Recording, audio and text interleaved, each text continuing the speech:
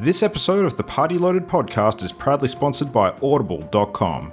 Check out their awesome catalogue of audiobooks with over 180,000 titles to choose from. And be sure to grab a free audiobook on us and support the show by visiting audibletrial.com/endgame. Let's party.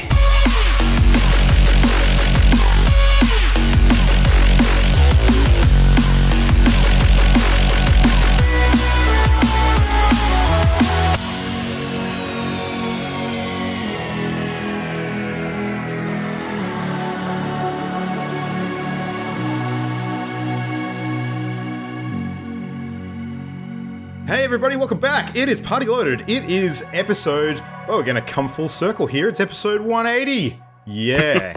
For Wednesday, the 5th of June, 2019. My name's Luke Retallick to bring you the latest and greatest and what's great in the world of video gaming. My friends Adrian Chia and Matt, the Game Dad Diet, are here to join me tonight for a fresh offering of loads of fun. So you guys ready tonight? Yes, I am ready. Yeah. I was born ready. You're born nice. I like the pep. I like the enthusiasm. I'm very excited right now. I slowly became ready over time, but it took a lot of effort. Oh, okay. Nice. Yeah. I'm feeling this week, like I do this time every year, that the pre-E3 hype train has already left the station, and I'm well and truly on board. And I think you guys are going to have to either jump on the ride with me or just like take a bit of the edge off tonight, because I'm probably going to be on this kind of level the whole way through. So you ready to strap in? Let's do it. Probably going to be throwing rocks at the train as it goes past. Yeah. That's my I arrived at the train 30 minutes ago. Like, I'm already out of the station. I'll see you later. Nice. Oh, nice.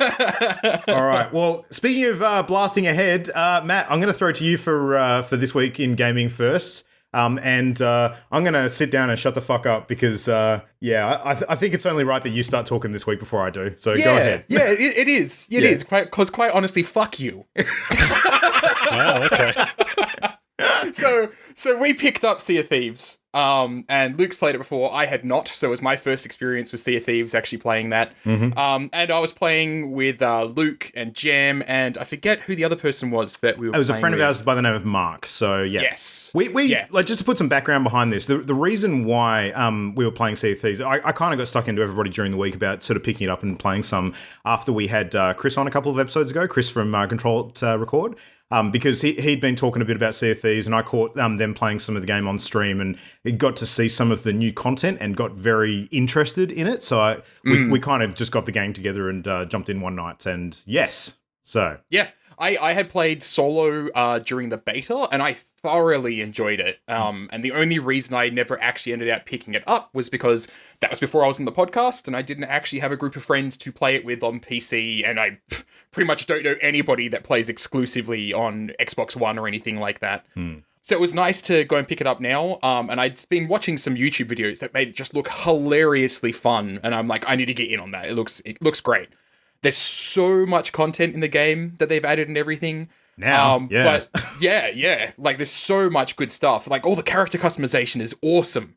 So I was creating a character and everything, and you don't get to customize a character. You just basically roll the dice and see what it pops up with, and you can select stuff that you want to keep. Like, I'm interested in that character, but not the other ones. But I want to see what other options. Actually, I'm curious on your take on that. I like it. Yeah, like I actually really like that because it kind of. Let's be honest. Like, if I had the freedom to go and create my own character, knowing myself and how I create characters for games, I would have entered the game with a character that looked like me, basically, and that's what I would have played as, because I enjoy doing that sort of thing. But didn't you do that anyway? No. unless you're saying I look like a grandma, Luke. that was the diss I was making, sure, but go on. I'll shut up. So I'm going through all these characters, and there's some really, really great ones that were in there. Like, there was this really thin old dude that I got that I was like, oh man, that'd be really funny to play. But I was just randomizing, and then this sweet old lady turns up. You know, she's all pudgy and everything. She looks like she'll bake you cookies and such. And I'm like, okay, no, there's no competition here. I have to play this pirate. And yeah, like, it's been a ton of fun actually messing around with that and playing Grandma Dad is what I've called her. Grandma Dad. Sounds like a Cartoon Network character. What's that? It looks like Uncle a Cartoon Grandpa? Network character. Yeah. It really does. Yeah. I was joking with my game students at SAE about the fact that, so you pirate grandma, I bake cookies and serve them with a side of buckshot. Nice. So, but yes, so I was playing with Luke and Jam and everyone, and we had gone out and done some of the new kind of story mission stuff that they've included, which is really, really neat. When we had successfully done a whole bunch of things, and we had some side quests, and we were basically like, okay, well, before we wrap up for tonight, let's go do some of these side quests and get them out of the way. And so we had 2 quests that were basically like, go collect some barrels of gunpowder. And it was like, okay, cool, let's grab some. And it turned out there was actually a whole bunch on this one island that we were on. And so we ended out on our boat with 3 barrels of gunpowder, so we had 1 spare for just the heck of it. And I'd been hearing these weird kind of siren songs off in the distance that was really freaking me out. I'm like, am I the only person hearing that? Everybody else is like, oh no, I'm not hearing anything. And then Luke's all like, oh, I could hear it really clearly up in the crow's nest. Go check it out. And so apparently the intention was that Jam would go up there, but I went up there. So I climb up the ladder, I get to the top of it, and just have this moment of realization when I find myself standing next to a barrel of gunpowder. And you can kind of guess what happens next. So it fucking explodes. Luke starts cackling. Yeah, right? And I'm, meanwhile, in the death realm. I have no idea what's going on. But Jam and Mark are both like, what the fuck just happened? So off screen at this point, basically both of our masts exploded. Like there was no damage to the hull of the ship. It was just the mast went down, which is repairable. Yeah, like in this game, in the Death Realm, you can respawn back on the ship pretty much straight away. So yeah. So I turn back up into the game and I see that the whole top of the ship has basically been blown off by this 1 barrel of gunpowder being exploded to troll me, or whoever went up the ladder. And so we start repairing it. We make a vote to put Luke into the brig because that's a thing that you can do in Sea of Thieves. Yeah, that makes sense. And if you could do that in real life. Yeah. We get the ship back up and running and everything, and we start sailing off. And we're just like, what the hell, Luke? And then you hear him down in the brig, and he's like, so here's the funny thing. I'm down in the brig right now, and it turns out I still have access to my gun. Uh-oh. And you've put the barrels of gunpowder right outside the brig. So me and Mark go rushing downstairs. Mark grabs 1 barrel. I grab the other one. And the moment I start picking it up, Luke shoots it. And the ship goes nuclear. So both barrels of gunpowder explode. Everybody on the ship dies. The ship immediately sinks. Actually, I think Jam was somehow managed to survive the explosion. I don't know how that happened. But she was not able to rescue it. It was just basically filled with holes. It was going to sink no matter what. And it was at that point in time, I'm like, okay, what? That was actually really funny. But now we have to collect all this shit again. We have to recollect all our supplies and everything. It was like 11:30. I'm done for tonight. I'm going to have a break and get some sleep. But fucking funny. Like, quite honestly, it was really, really funny. But still, fuck you, Luke. Yes. I'll cop that and I'll accept it because I was a dick. I admit it. Sounds very much like a Luke thing to do. Yeah. Look, I have zero defense, really. The only reason why I did it was A, because it was the end of night, and B, because Jam had already, mildly perturbed me earlier in the evening, so I kind of wanted to get back for something. But Remind me never to perturb you in real life. No, Jam and I have a history of this kind of thing when we play together. Matt just got caught in the crossfire is the reality of what happened. So, I'm fine, with that. It's okay, It's all good-natured fun. It's a pirate game. I think my flavor of pirate is probably half pirate, half troll, and that's kind of like how I roll. And Matt now knows this, so not that I'm sure he didn't suspect it before. I picked up on it pretty quickly when we first met. That being said, though, that is a very rare thing. I'll only do it. On occasion for the sake of, this is actually going to be pretty fucking funny. So, yeah. Nothing about it set us back, right? Yeah. It was basically just we were in the process of completing these missions. And we lost supplies and everything. If you had started off a session doing that, I would have been kind of annoyed. But at the end it was fine. But I did have another funny story that I wanted to tell about the snake, which I'm not sure I told you, Luke. No. Because this was when I was playing solo. So Sea of Thieves on PC has really fucking stupid controls. Let's just get that out of the way. Like, incredibly stupid, right? And so I'm out on this island. I'm just doing quests and such, trying to level up my character because Grandma needed a new pair of shoes. And Literally. Doesn't she always? Literally. Yeah. Actually, I got 2 pairs out of it, so it's pretty good. Granny gonna gran. So I'm running around this island, and I managed to find this box, basically, to capture snakes.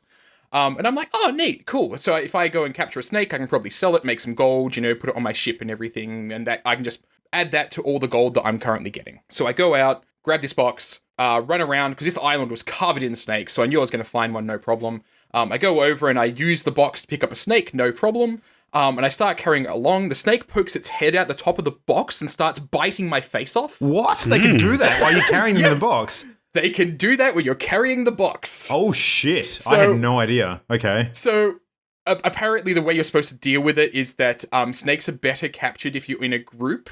So you have one person playing an instrument, and it actually calms the snake while you're carrying them. Oh, of course. Yeah. Really neat little addition. So I'm carrying this snake box around, and I'm getting bitten on the face, and my immediate reaction is, oh fuck, let's put this box down so I stop getting my face eaten, right? And you would think the button to put the box down would be the same button to pick it up. No, it's not. It's not the same button. F is not the button to put the box down. And so I'm standing here with this snake repeatedly biting into my face, panicking, going into the game's menu, scrabbling for the controls, like, how the fuck do I put the box down? Stop eating my face! I die, and spawn back in. It turns out it's X! Why the fuck is it a different key? Like, Probably I don't for that understand. exact reason. It'd be good if the game automatically changed that button every time you started a new game. It's like the Venom's making you all go all delirious and shit. Yeah. Yeah. I really do wonder, though, like, is that the case on the controller as well? Like, I did have my Xbox One controller plugged in, and I was kind of tempted to try it out and see if it was the same, but that just made no sense to me. Like, why are the controls like that? Yeah, I'm actually But it was really funny. I'm tempted to use my Xbox controller on PC next time I play. Just to see if it is better, because it's not exactly like an FPS game that you need that that hair trigger with your mouse movement. I think it'll be fine with controller. So and accuracy really does not matter. No, It's like you're going for headshots or anything like that. So, but yeah, like I've been having a ton of fun with it. It's a really nice game to chill out with. But my experience playing Unless solo you play with Luke. Unless you play it with Luke, or unless you play it alone. And quite honestly, I would rather play with Luke, because Luke is less brutal than other players in this game are. And look, Wow. honestly, I'm pretty fucking predictable when it comes down to it. So, Yeah, fair enough. when we're returning from a mission where we require 2 barrels of gunpowder and there is a third spare, what the fuck do you think is going to happen? Like, I was running around by myself, and I literally stepped AFK for a moment, and I was off my ship. I came back, and found that I could hear all these cannon sounds. I go and peek out over the cliff that I was standing on to see another ship, a massive galleon. So there was 4 players just unloading into my ship. And there was a couple of them running around in my ship. They had taken the 2 skulls that I collected, which were worth like 200, 300 gold each. So that's nothing. It's just chump change for a big group like that. And I'm just like, wow, that was, for me, solo, 2 hours worth of work that they had just stolen. Wow. And it's just like, okay, well, I guess basically next time I shouldn't run around and stretch my luck by trying to collect more before heading to a port. It's basically a matter of, if you play solo, go out, get 1 or 2 things, and then go straight back to a port to make your money. Because if you don't have a group, you don't have anybody to watch your back and prevent that sort of thing from happening, or call out and say, hey, there's people attacking the boat, get back here. So, yeah. But I did kill, like, 3 of them, which was pretty nice. Like, I dived into the water from the cliff's edge, and like, Grandma went into commando mode and fucked them up. But they still made off with all my loot and everything, so at the end of the day, they won. One thing I will say about the whole solo versus group thing, though, is that it is exceptionally easy to get the drop on another large team and steal stuff off their boat. Like, it's not hard at all. Like, you can sort of play to that advantage a little bit by being stealthy and on your own, so... Yeah, yeah, because is it like the sloop is the 1-player, 2-player ship? Yep. Yeah, it's incredibly fast. Yeah. So like, you can totally just be a solo or duo troll and find, big galleons that are parked at an island and just come in, jump on their ship, steal their crap, and make off with it before they've even realized you were there. Yeah, you can, you can take their entire ship if you want to. It's harder to control. Yeah. But yeah, no, I've been seriously enjoying it. I'm looking forward to actually playing with everyone again.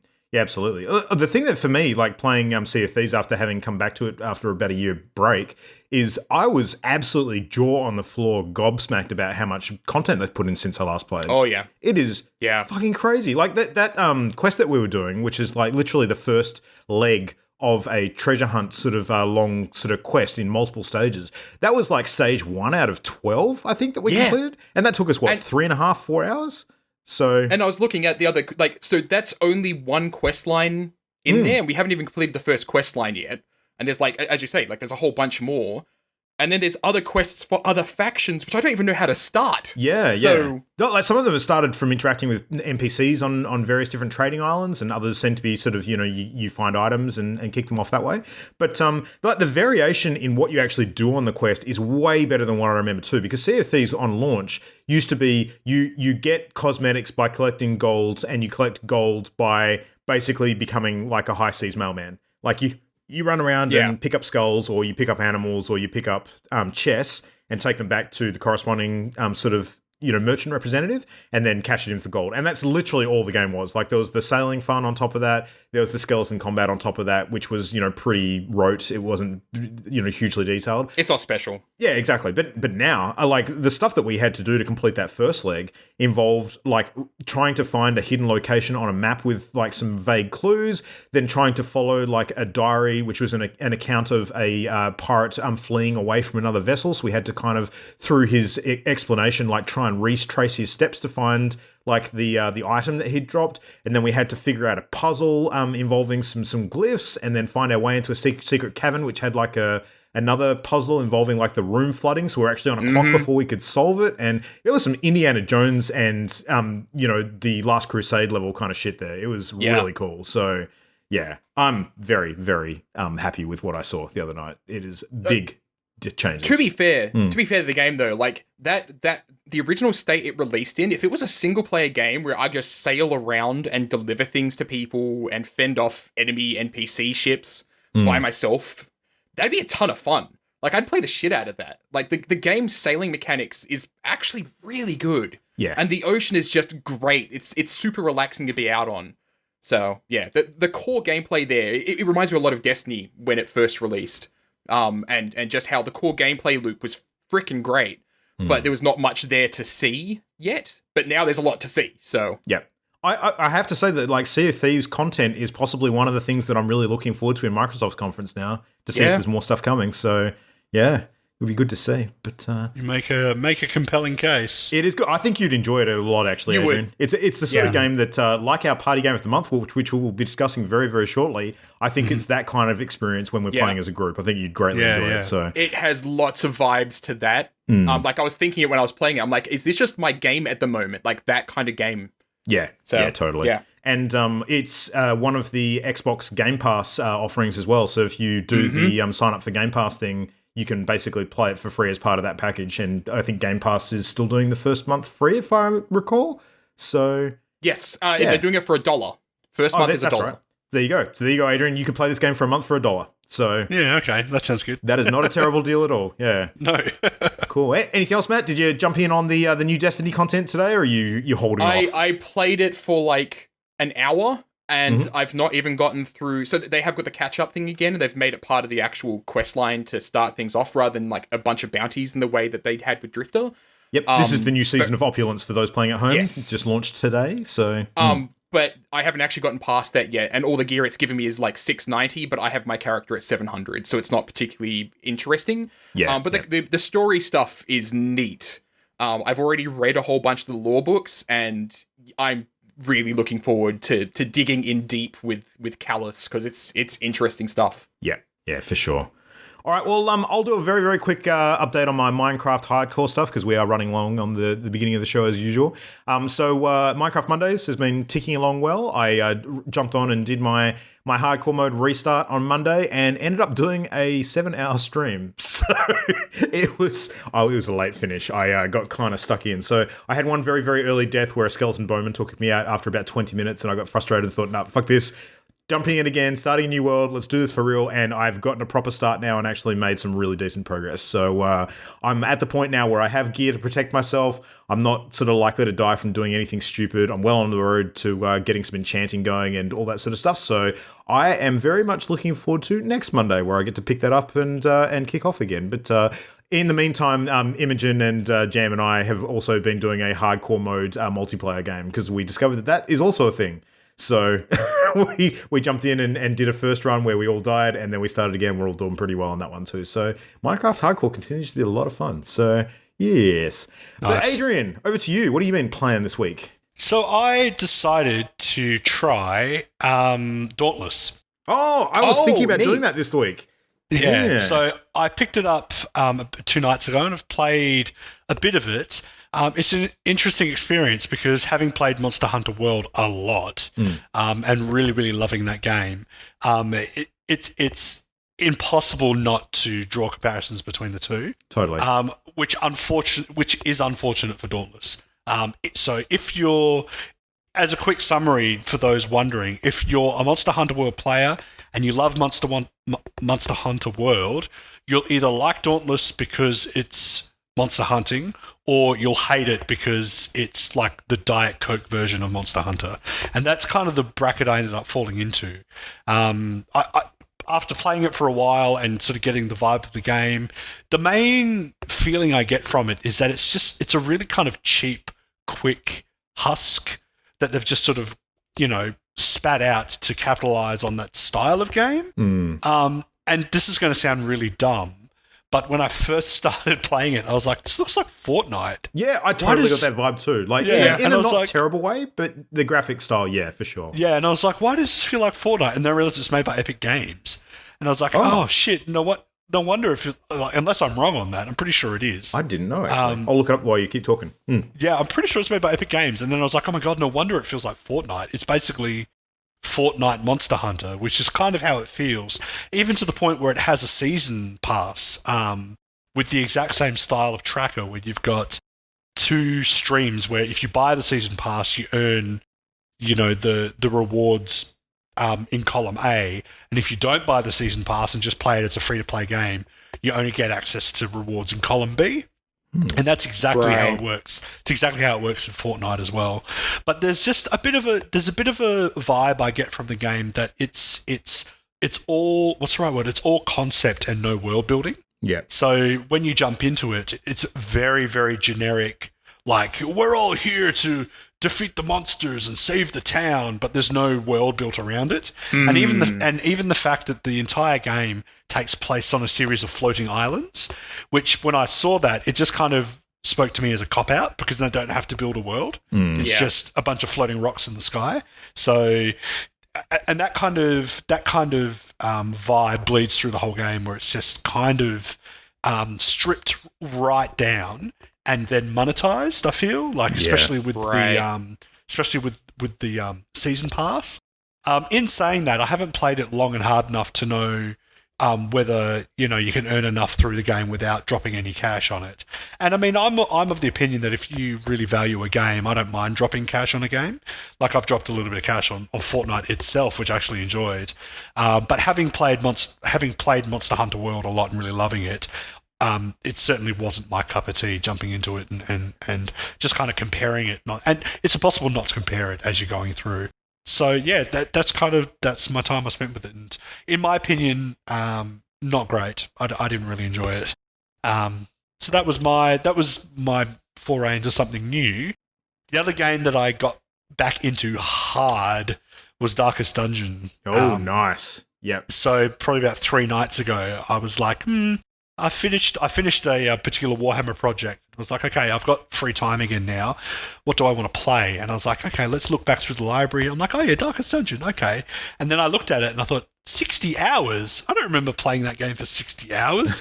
Probably need more now because there's a bunch of extra content that's been added. Exactly. Yeah, exactly. So I jumped back in and I was like, oh, that's where those 60 hours went. I've already played it into the early hours of the morning. So. Yeah. That game's on Switch now too, which confuses me a little bit because the control scheme seems a bit wacky for that. But I own it on the Switch. Oh, do you? Holy shit. Yeah, I own it on Switch and PC, but I'm playing it on PC. Yeah. And I even started a brand new game because I'd forgotten. You know when you like play a game and then you forget everything about it? Yep. So you just start again? 100%. I was like, I'm going to do that. And then I was like, oh, I've got it on Switch. Maybe I should do that on the Switch. And I thought, oh, no, fuck it. I'll just do it on the PC. Yeah. So whether or not I'll have 2 different Darkest Dungeon games going at once, who knows? But yeah, I'm looking forward to playing some of the DLC too and seeing how that goes. So I wonder whether we'll hear anything about the Darkest Dungeon sequel at E3 this year. We heard about that a few months ago. Yeah, I'd be pretty excited. The tidbits that I heard sound good enough, but from what I understand, the gameplay isn't drastically different. No. And I think even some of the characters are the same, some of the playable characters. But don't know. Yeah, we'll see. So just on Dauntless, the developer was Phoenix Labs, but the connection that you're probably sensing is that it's on Unreal 4 engine.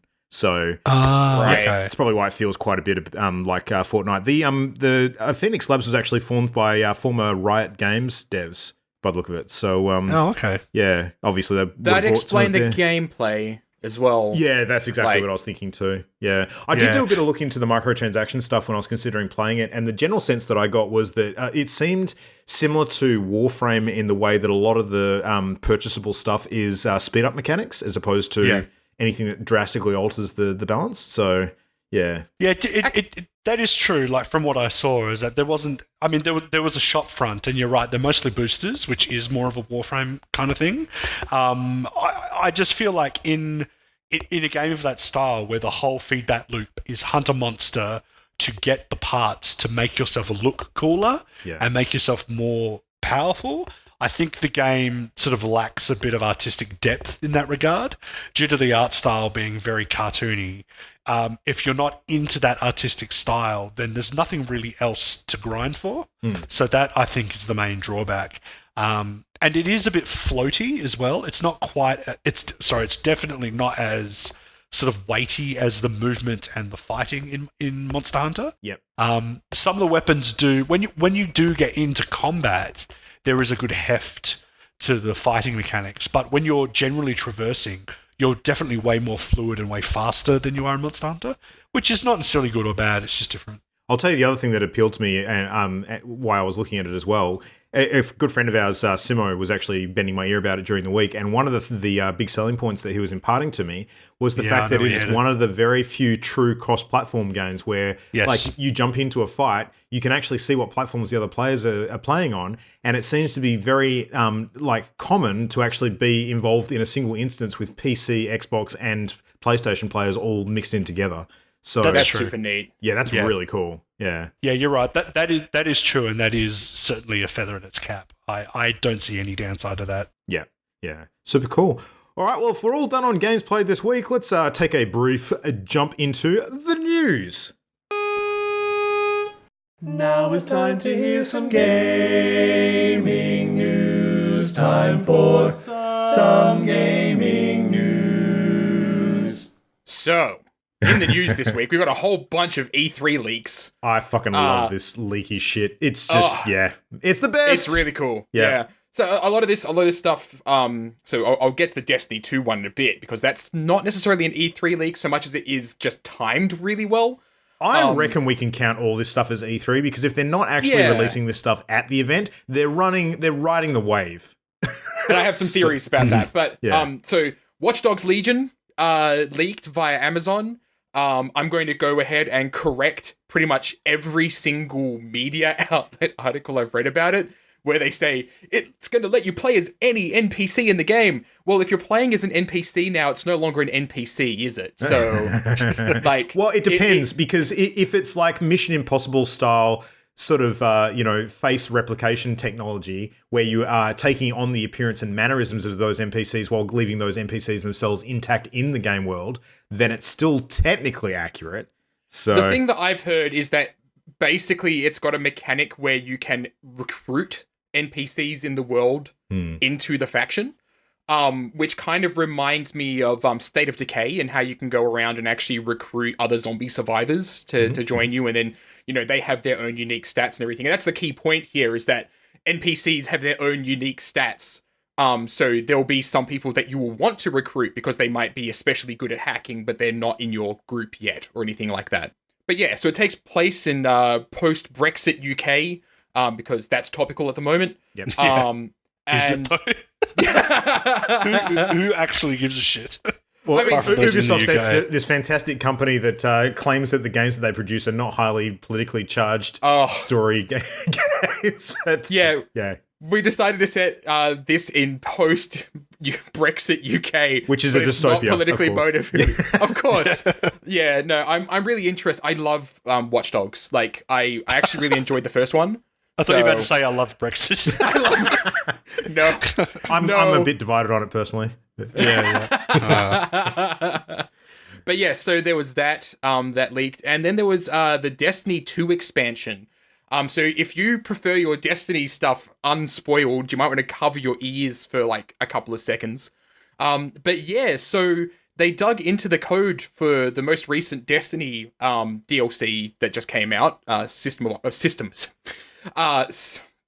Season of Opulence. Thank you, brain. And found references to the next expansion, which is going to be called Shadowkeep.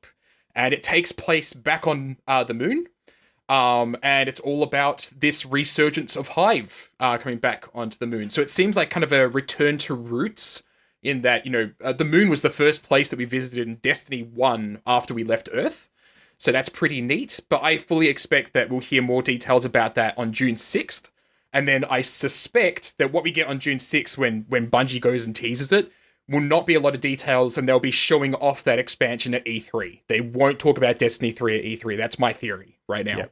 You know what I would love to see, and like I don't think this is the case, but holy shit, how good would this be?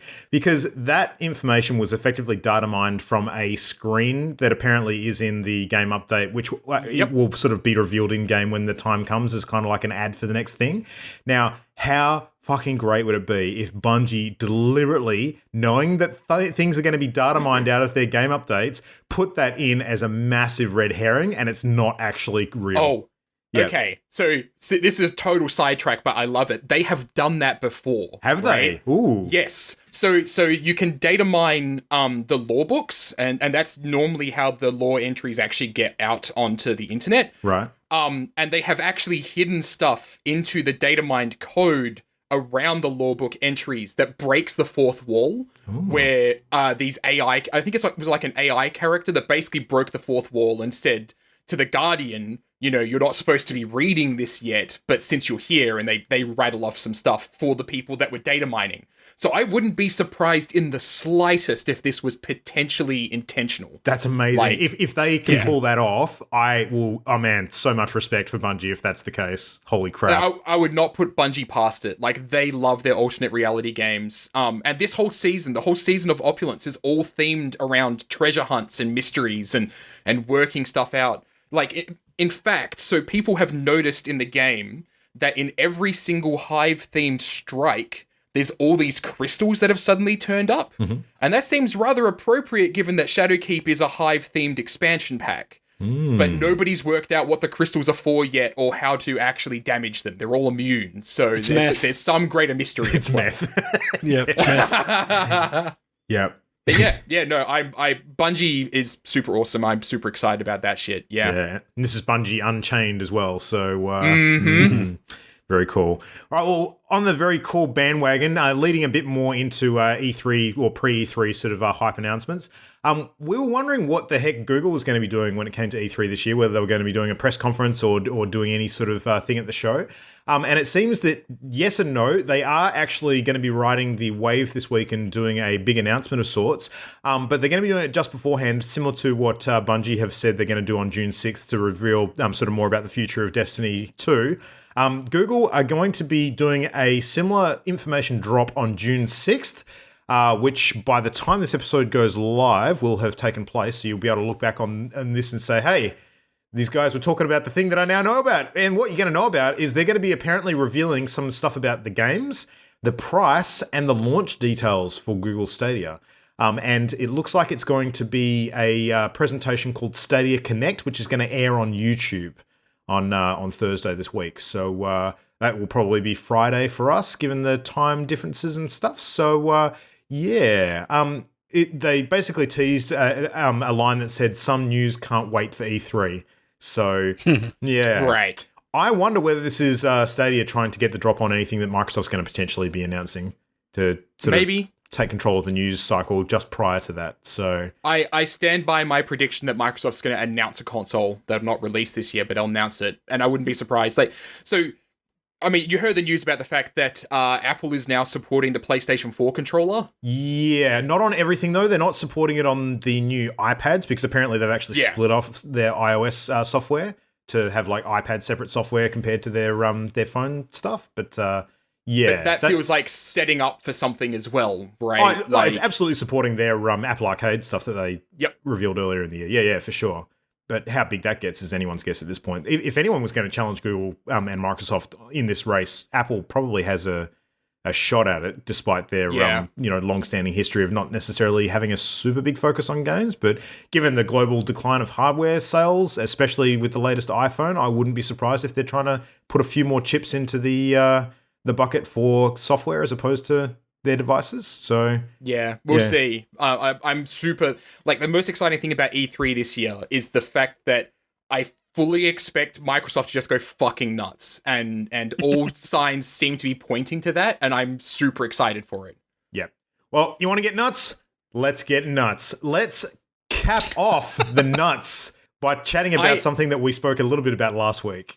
I already have nuts. I don't want to talk about your nuts. It's not my nuts, but this is nuts. So you want to get in on some of that Minecraft Earth action, that hot Minecraft Earth action. So we were speculating what the heck this is going to look like recently on the show. We've had our first actual gameplay reveal of it now. And man, I am freaking excited for this. This looks insanely cool. So you remember that E3 sort of live VR demo, or AR demo, I should say, using the HoloLens many years ago? I think it was like 4 or 5 years ago now, where they actually showed like the big Minecraft world sort of set up on table virtually, and they were sort of, zooming in on it and moving stuff around and like taking off the top layer and all that kind of crap.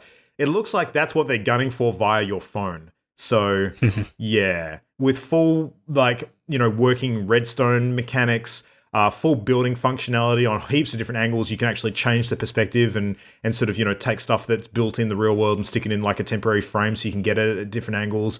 Like you can actually put yourself in the game as a playable character, and there's going to be a whole bunch of skin customization options and stuff for that. And the multiplayer capability was revealed during this gameplay sort of footage as well. And it blew me away. It absolutely blew me away. Like I'm sure in reality it's not going to be as good as the demo is. That goes without saying. But if it's half as good as what they were showing, this is going to be another Pokemon Go phenomenon. I really truly believe that. Yeah. I'm mostly just looking forward to you on a Minecraft Monday doing a Minecraft Earth hardcore. Oh my god. That actually involving you getting chased around by somebody with a knife, and if they stab you to death, you lose. If you die in Minecraft Earth, you die in real life. Yeah, real life, exactly. Yeah, because It's like the Matrix. Exactly. Well, I mean, hardcore would just be remembering to take your eyes off the phone when you're crossing the road. Really, that's kind of the. Look, Is that a creeper? No, it's a guy with a knife, bro.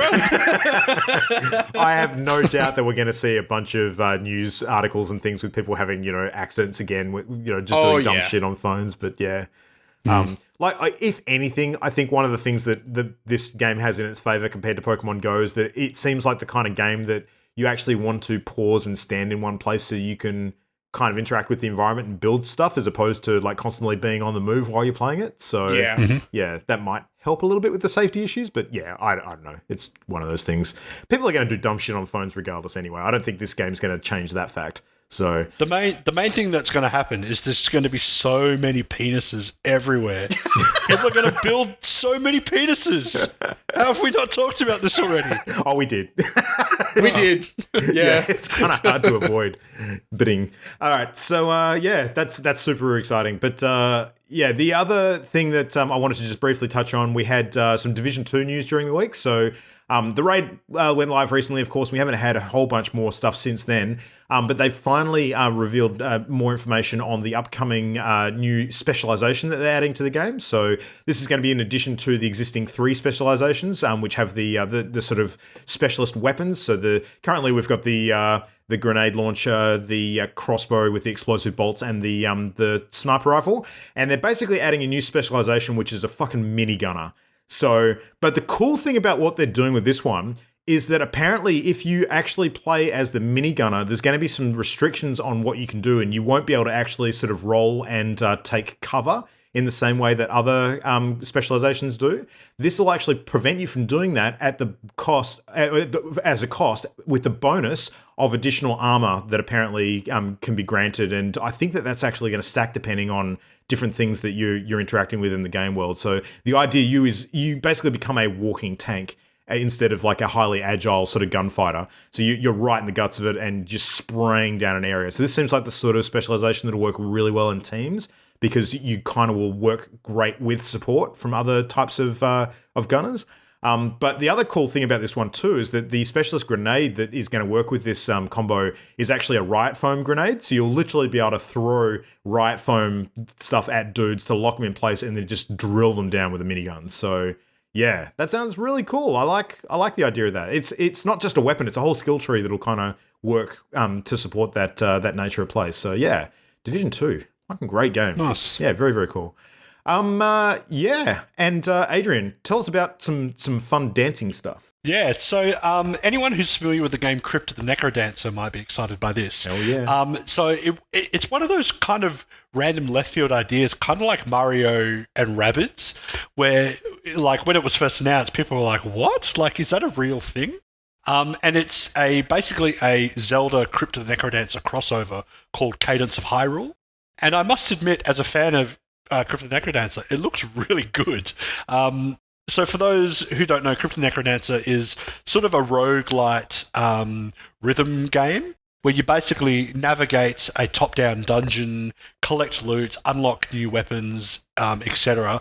But the kind of gimmick of the game is that there's constant music playing over the top, and you actually navigate the dungeon using arrow keys to the rhythm of the music, and enemies move around the dungeon to the same music that you do. So you need to like learn the patterns of enemies and then, you know, jump backwards 1 step and then forward 2 steps before you attack them to avoid getting hit. And there's things like traps and keys and puzzles and things that are kind of worked into the game. And so the idea of Cadence of Hyrule is it's basically that, but Zelda. And Luke, which Zelda game did you say it looks like? I'm not Link to familiar the Past, which Link is to the first okay. SNES one. Yep. Yeah, so it looks beautiful. Like the actual, you know, the art style is awesome. Combined with this kind of gameplay, I think it looks really exciting. More so for me than even a mainline Zelda title. And what further intrigues me is that it looks like it may have a bit more depth to it than even Crypt the Necrodancer did have, because that was just a small sort of indie title with a limited number of dungeons, which are just sort of randomly generated. It looks like this may be an actual adventure-style game, just with the dancing mechanics. So, yeah, very exciting, and I'm keen to see how it looks. Just occurred to me, you know what else it looks a lot like is the upcoming remake of Link's Awakening. Looks very similar graphically to that. So yeah, I agree. Yeah, looks great. So I'm pretty excited for that. You want to know a fun fact about Crypt the Necrodancer when our show is concerned? Crypt the Necrodancer was actually way back when our very, very first Party Game of the Month review. So, oh, wow. Yeah, pretty topical given go. our main topic tonight. So, yeah, cool. Yeah. So Crypt the Necrodancer is great. One thing that is not great is our last and depressing news article, which is Xbox has partnered with Lynx to create an Xbox fragrance. And this fragrance is being sold as body spray and shower gel and all sorts of other shithole male ablutions. So, I mean, anyone at home has obviously asked themselves the question, man, what if I could smell like an Xbox? Because I don't know about you guys, but when I'm getting ready for a hot date, there's nothing I want more than for my would-be lover to smell me and go, oh, you smell like an Xbox. And I'm like, yeah, baby. Well, if you want to smell like an Xbox, at least you're on the right track because then you'll get the X-Bone, so... Oh, my God. It turns out, for those playing at home, what does an Xbox actually smell like? Well, turns out Lynx has described it as a fresh scent of pulsing green citrus featuring top notes of kaffir lime and winter lemon, aromatic herbal middle notes of mint and sage, and woody bottom notes of patchouli and clearwood. So, I own an Xbox. I call bullshit. Like, what even are those smells? Like, there's only so many smells you can make something smell like before you go, oh yeah, it smells like deodorant. Because that's basically all this shit is. In fact, you know where I foresee this product? Like, it's going straight to the chemist, like, $10 bin where you pick it up as a gift for your, like, 14-year-old nephew. That's exactly where this shit is headed. Do you know? No, I think they did one thing right though, is that they didn't pitch this as gamer fragrance deodorant. Because you don't want to get something that's going to make you smell like a gamer. Like that's a damn fucking sure. Yeah, that's true. Yeah, the point of it is to stop BO, not encourage more of it. Yeah. So. I mean, honestly, the thing that pisses me off about it is the missed opportunity to not partner with Axe instead and call it Axebox. Oh, no! That's amazing! The thing is, Axe is the American name for Lynx. Like, they're the same company. Yeah, I thought they were different. There you go. They have done it. Perfect. Yeah, I'm pretty sure it's the same company, or at least, or maybe not. I thought it was, but maybe it's just the equivalent. Well, hang on. Maybe The Lynx was an old handheld game console. Who actually produced that? That wasn't Microsoft, was it? No, that was. Oh my God. Sony, wasn't it? I don't think that has any connection to Illuminati. I'm looking way too deep into this. This is like Illuminati. You'll spray it on and you'll be like, man, I want to buy an Xbox. Yeah. Like, look, if they start rocking up at big do conventions like PAX with like Microsoft sponsored like bins full of this stuff, that's probably not going to end too badly. That's probably a good thing for those sorts of shows. Yeah. So. I mean, quite honestly, though, that when we're talking about like an Xbox fragrance, I'm thinking of that smell from when you boot up a console that you haven't booted up in a while, and it smells like overheating dust. Yeah. Still an improvement for Delicious. some people. Let's not kid ourselves. All right. Anyway, that all aside, let's move into our main topic for tonight. So we've been holding off on actually chatting about this because, truth be told, we actually started playing this game pretty early this month. And tonight, as our party game of the month, we are going to be reviewing a little game called Deep Rock Galactic. Yay! All right. Who am I going to throw to for the opener tonight? Who wants to chat about it? Go, Adrian. What's this thing all about? So who makes it? All that sort of shit. Yep. Yeah, I'm very excited. So this game was submitted by Nobuyoshi Motonaga, one of our listeners. The developer is Ghost Ship Games, which are a Danish developer, and it's published by Coffee Stain Publishing. It came out early access on the 28th of February 2018. Is available on Windows, on the Steam Store, and the Xbox One. Yeah. And it's fantastic, is the main point. So I was very... I remember seeing Deep Rock Galactic in my recommended games list a while ago and thinking, oh, that looks interesting, but sort of held off. And then when we rolled it the other week to play as a party game of the month, I was very excited. So it's the best way to describe it is it's a mix, I think, between Minecraft and like a wave defense game, kind of like Left 4 Dead. Yeah. So, and the idea is basically that you and a team of, well, you don't have to be in a team, but it's better in a team. You as a group of 4 people drop into a mission, one of which there are many that you can select from a world map.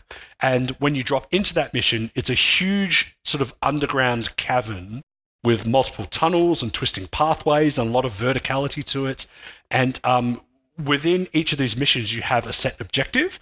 It may be to mine a certain amount of a specific mineral. It may be to retrieve a certain number of a certain resource, or it may be to defend a certain point for a certain amount of time.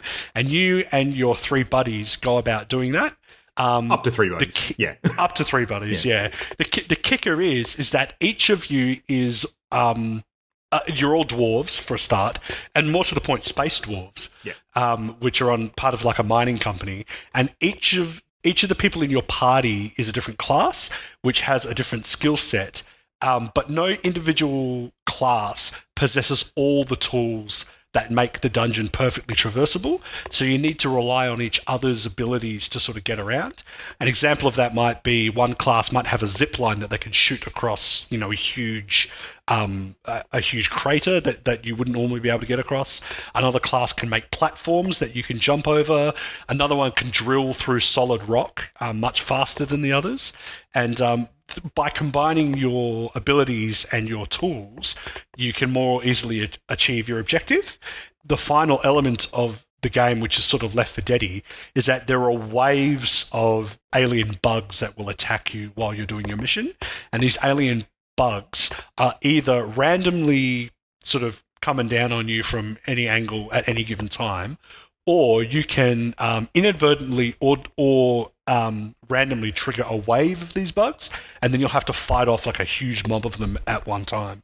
And that kind of sums it up, but where the game really shines, I think, is how you really have a lot of fun cooperating with each other and sort of fulfilling like a role with the class that you've chosen, and sort of relying on each other's tools. And there's a really great sense of teamwork, not only in achieving the mission objective, but fighting off these waves of bugs. And yeah, I just really, really enjoyed it. So I'll throw to one of you guys now because I've talked about it a lot, but that, I guess, is a summary of the game itself and how it works. Yeah, I like the fact that the comparison between, like, okay, so it's kind of Minecraft in that you can dig through everything, essentially, and then it's also kind of Left 4 Dead, but there's also that class mechanic on top of it, which quite honestly, to me, makes it more interesting than Left 4 Dead is. Yeah. Because when you play Left 4 Dead, you're just another survivor, right? Like, you have access to all the exact same tools that everybody else has access to. Would you say, as far as the mining is concerned, it's probably more of a comparison to No Man's Sky than Minecraft? Like in the way that you zap through the terrain? Yeah. Like, that's probably a bit more apt, but like Minecraft is still kind of appropriate in that you're not really building stuff, but you can just, like, if you see it, you can mine it pretty much. Yeah, it's Minecraft without the crafting. Yeah. Yeah. Whereas No Man's Sky was never really about digging into a planet. It was always about exploring the planet, and you could dig stuff to get minerals, but you would never really go and dig yourself a tunnel for the hell of it. True. Whereas this is basically like, hey, you have a radar thing that can actually see what the kind of cave structure around you looks like. So if we dig into this wall here and dig like at a downward angle, we'll break out into another cavern and take a shortcut, right? And that's amazing. Like, just being able to actually decide how you flow through levels. Like, there's so much emergent gameplay in this. Actually, this is probably a better question for you, Adrian, because you're playing the dude with the drill arms more often than we were. Did you ever, like, as an experiment, try and dig your way out of the map just to see if you hit a hard wall? I was just about to comment on that, and the answer is no. But I thought about it, and I was like, look, if with enough fuel, you can, like Matt was saying, you can dig in literally any direction you want. Of the 4 classes, only one of the classes, which is the one that I played, the driller, has like a really efficient method to drill through large areas of terrain. Because he's got sort of these gauntlets that have drills on the end, you can just point yourself in a direction and literally drill for as long as you have fuel in that direction and create like a tunnel. The other classes can't do that. Instead, everyone has a pickaxe, and you can mine away at the wall at a similar rate to you would in Minecraft, kind of, destroying a block at a time. The driller, on the other hand, can just power all the way through. In saying that, no, I never did just point myself towards the outside of the map and then just drill infinitely.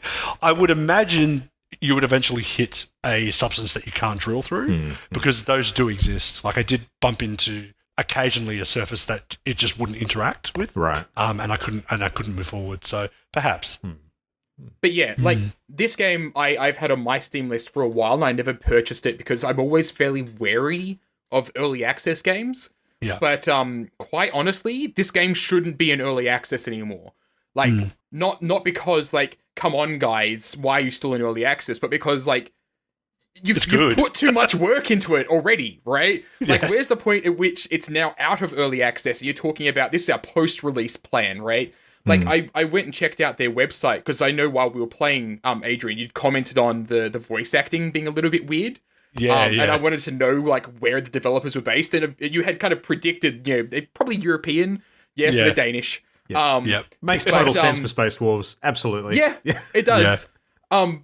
But I was looking through and, like, they've got a plan, like, this is our plan ahead for the game. And they've got a massive list of content they're going to add. Do they? Yay! Yeah, like, there's huge amounts of stuff. Like, they're actually planning on, like, a lore book of some description. Oh. And there's actually a whole bunch of stuff hinted in the game about, like, who your boss is and this sort of thing, which is, it's all really neat. Like, they're clearly building this up to be something. And the only stuff that feels incomplete is, like, when you're on the space station, you can go up to the upper floors, and when you get up there, it feels fairly barren. Like, they very clearly are planning on doing more stuff up there, but there's just not that much right now. But yeah, the game's fucking great. Normally, whenever we do Party Game of the Month, I put in like 2 to 3 hours and I call it a day. Like, yep, cool. I got the general gist of it and everything. I've put in 18 hours on Deep Rock Galactic so far. Like, this game is fucking great. I keep on hopping in there and I'm swapping back and forth between the engineer and the scout. So engineer does the platforms. It has turrets, so you can actually spec into having one really powerful turret or 2 little turrets. Very, very similar to TF2 in that respect. Like the engineer. Yeah, very much like the engineer from TF2. And I love playing that, but that character has a definitive role, right? Like, they're not particularly good at moving around, but they're really, really good at holding a point. And so I play it, like, I've been playing a lot of solo just to kind of feel how the game goes when you're not playing with a big group, because I could play with you guys to get a big group. And it works incredibly well, even playing solo. Like, your little robot drone buddy that helps you out when you play alone is fucking great. Like, you put the mining upgrade on that guy, and you basically just point at some minerals and say, go get that for me. And within 2 seconds, it is just on the floor, ready to be picked up. The fact that you can use those drones means the scaling's really good with less players, I think. It actually works really well because you don't have to worry so much about, well, how do I get up to that position? Because your little drone guy just flies up there and grabs it for you. So if you play 2 players, do you both have the drone? No, it's only single player. Okay. Yeah, it's only on single player. But yeah, like, I was playing the engineer a whole lot, and I actually was playing the scout more. The scout's really interesting because it feels like you have the scout, the engineer, the driller, and the gunner. And so the gunner has a big, like, heavy minigun, which is what Luke was playing. Yeah. And the scout has more lightweight weapons, but they also feel like the most heavily armed character next to the gunner, right? Because they have a fantastic assault rifle that I'm pretty sure is the longest range weapon that any of the classes has. And they've also got a little double-barrel shotgun thing that you can use at close range. And that thing upgraded is fucking great. And the assault rifle upgraded is fucking great. Like, the upgrades feel like they matter. Yeah. I'm like, you're also thinking ahead, like, okay, well, there's other weapons that you can unlock. And I noticed that the scout gets, like, a single-shot rifle kind of thing for really long range. And I'm like, oh my god, in this game, that sounds just hella fun. And so I had to get the scout up to level 10 as well, so I could start working on unlocking that. Like, just this game just makes you want to play it, because I would come home from work, I'd sit down, I'd boot it up, I'd play for like an hour or 2, and make progress and unlock new cosmetics and everything. There's a freaking mohawk. It is awesome. Like, I think there's some really good things that the game does, and like one thing that really stands out to me is it's on the most basic of levels, is that it has this really good feedback loop where when you jump into a mission, and it's purely on the visual and the sound design that these two things sort of stimulate me. When you jump into a mission and you're in this like dark sort of winding cave network, you do throw like flares around, which are more like glow sticks to sort of light up areas of the game. There's a weird satisfaction wherein everything that you do in the game has a nice little kind of feedback loop.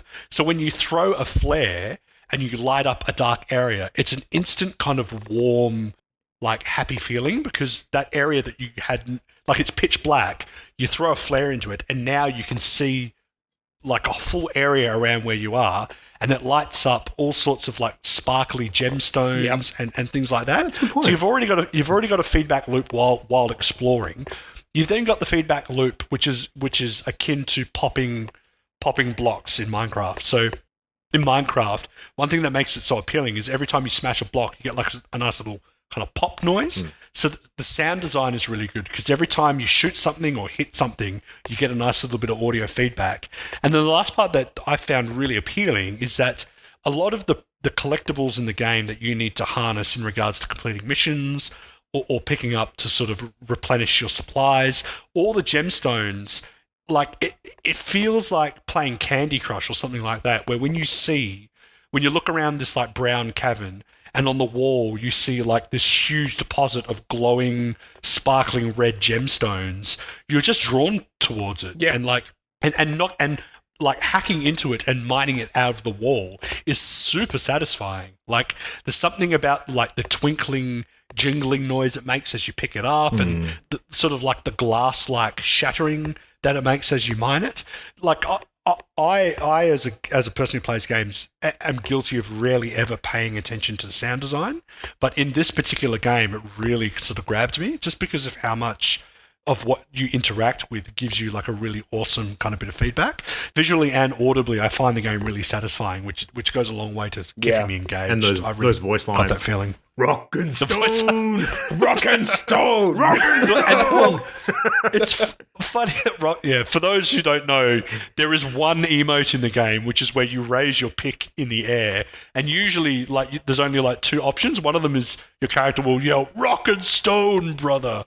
So that was hilarious when you just spam that to each other. But I mean, even in saying that, I said that the accents sound weird to us, and they do, because they are Danish, but that adds to the kind of weird charm of it's it as well. way better than if they had said "Rock and stone, mate." Yeah. It wouldn't quite work. So. It's true. Like, and even some of like the cadence and the hyrule cadence, the cadence and like the syncopation of their sentences, you can tell aren't quite like Australian, British, or American. Yeah. And there's something about that makes it, slightly more appealing as well. There's something kind of quirky about it, which is foreign fun. but not instantly recognizable, adds to the sci-fi element, perhaps, of them being sort of more alien. Yeah. Mm-hmm. So, just sorry to cut you off, Luke. The one criticism I do have, and this is purely a symptom of it being early access, is that I can already feel running out of goals, not necessarily things to do, but I feel like the game at the moment does have like a prestige system where once you level up a particular class enough, you can promote that class and then level them up again, which for me at the moment is a bit of just like a stopgap kind of filler kind of activity. There are other types of long-term goals and missions you can complete that reward you with new weapons that you need to unlock, which is really good. But at the moment, there's only 2 of them for each class. So I foresee, as part of their long-term plan that you mentioned, Matt, that there'll be sort of tons of those different things you can unlock, maybe even more classes and that kind of thing, and that would definitely prolong the life of the game, I think. I mean, like, okay, so I gotta say, I've put in 120 hours on Left 4 Dead 2. Yep. And quite honestly, it doesn't have nearly as much that interests me that this game has. Mm-hmm. And like, fair enough. Like, I could totally see, like, if you got a dedicated group of friends and you decided to just play this game to jump in on the highest difficulty and challenge yourselves and just play those missions, and, you know, you're getting rewarded with content in terms of like your character customization and everything like that, and your abilities to unlock. You could play to get every single perk in the game, which is apparently achievable. Like, I totally think that you could get to that point, but I do agree to an extent that like it does feel like after 20 hours, like I could easily put this game down and say I've experienced all that the game is going to show me from here on out. I've seen all of that, but it's just fun. Yeah. Like, there's even if I'm not earning anything, I would just love to keep on playing this game with people because it's just fun. So, yeah. I'm keen to keep playing it. Turns out it's good to stream as well, which we've done.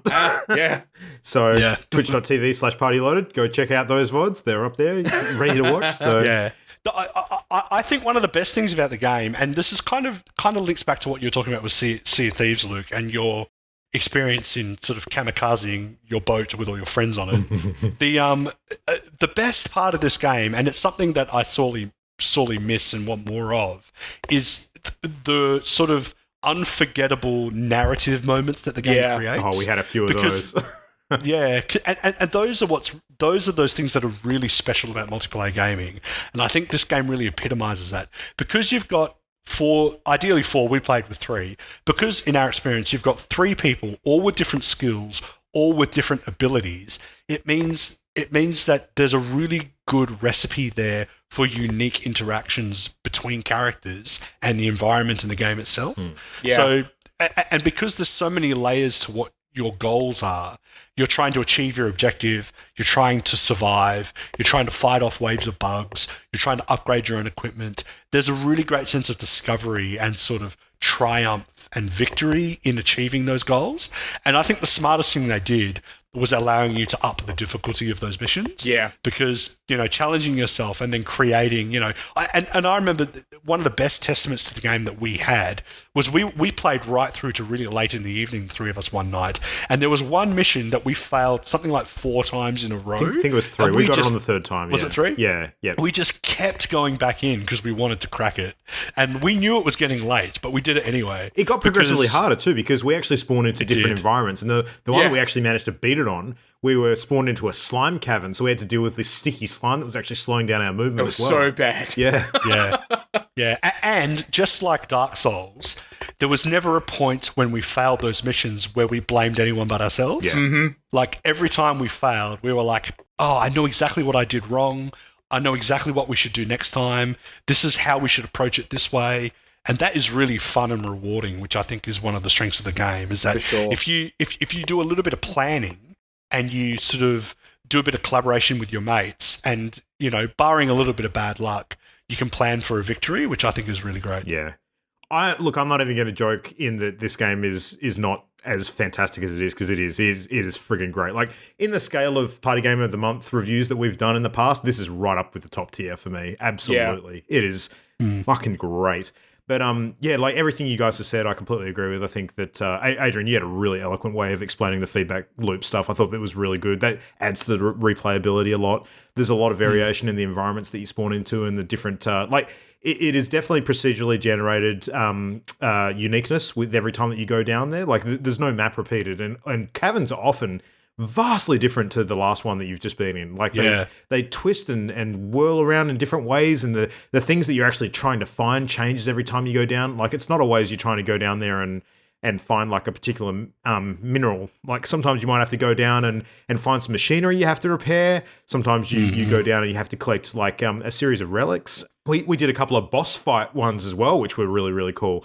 And the enemies in this game, like, when they swarm at you, they're fucking hard. Like, sometimes you super have to work as a team to actually live through a mission. And if you are not like all sort of communicating and planning ahead and making sure your positioning's right, like, you just get swarmed and just go down so hard. We really had to strategize a few times in a convincing way that made me believe thoroughly that we couldn't just brute force our way through these missions. We had to actually like think on our feet. So one mission where we were in the caves, that it was actually my favorite map generation that I've seen, where it was like these winding caves that just suddenly led into this massive spherical room with this sheer drop, and it happened a couple of times. And on that map, we were just not getting the material that would allow us to summon in an ammo drop. And we were all having to scrape by on ammo. And it led to these amazing moments where it was basically like, look, we're both out of ammo. You're going to have to carry the team for a bit here.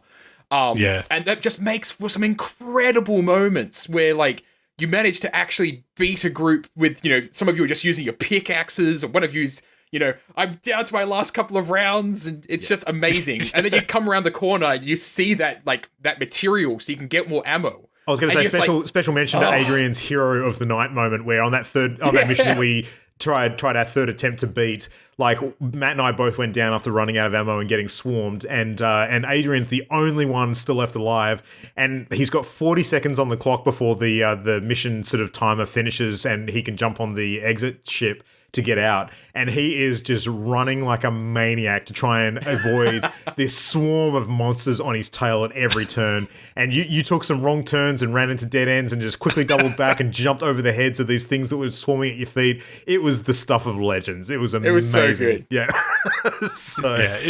It was very stressful. I'll just put it that way. Stressful but rewarding, which is it's I mean, there's not much more that I could say about singing the praises of this game. I think, like I say, the only thing, and it's already addressed, is just it's not even a lack of content because there's already so much. Yeah. Just the lack of goals and sort of long-term objectives for me. Because at the moment, once you've unlocked the 2 extra weapons for each class, I can't see much more point in continuing apart from just prestiging the class for the sake of showing off to other people. And that is where a game will lose me. If they don't continue to give me some really good long-term goals, that's when my my interest will start on the to fade. progression stuff. Like, I only have one very small nitpick as well. Like, the progression in general, I think is very good because you can almost multiply a lot of it by 4 by the fact that you kind of want to progress with each of the character classes.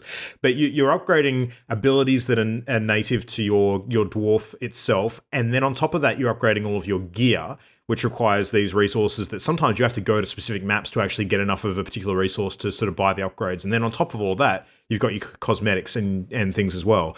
My only criticism about the upgrade stuff is that when it comes to your dwarves upgrades, like on the character himself, is that it's tiered in a way that you actually need to get, say, 3 upgrades to unlock the next tier, and then 3 of those to unlock the next tier, and so on and so forth.